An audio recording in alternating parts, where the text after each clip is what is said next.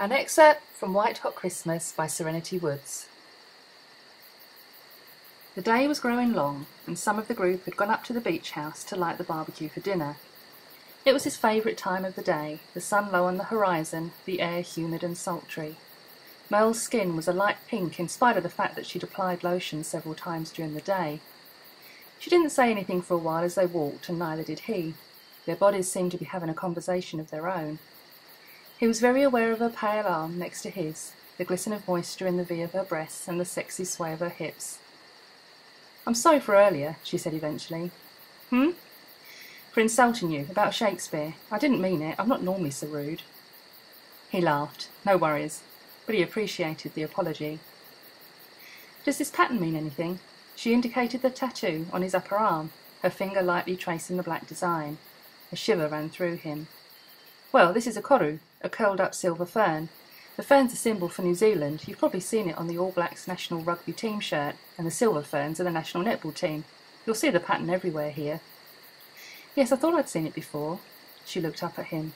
She had beautiful dark blue eyes, but he found them difficult to read. What was she thinking? He picked up a flat stone and skimmed it into the ocean, conscious of her watching him. She cleared her throat. "What are those beautiful trees with the red flowers? I've seen them everywhere." "For Hutakawa." He led her over to them. "We call them our Christmas trees because they always flower at this time of year. See, I do know something about plants." He smiled and she laughed, then repeated the word perfectly. He raised his eyebrows. "That's impressive. It usually takes people several goes to get that right."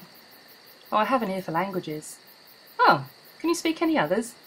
He ducked under an overhanging branch. A couple of the trees formed a natural nook by a cluster of rocks. He sat on one, and she perched across from him.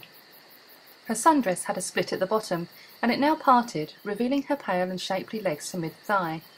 Her hands rested on the rock, and as she leaned forward, her breast strained at the fabric, and he had a terrific view down her cleavage. Wow, she was hot. He blinked and tried to concentrate on her face.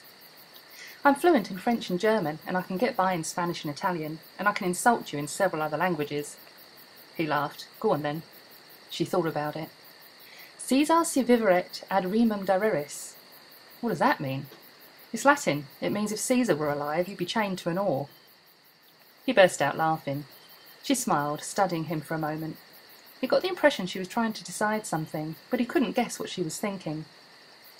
He took off his sunglasses so he could see her better, putting them in his pocket.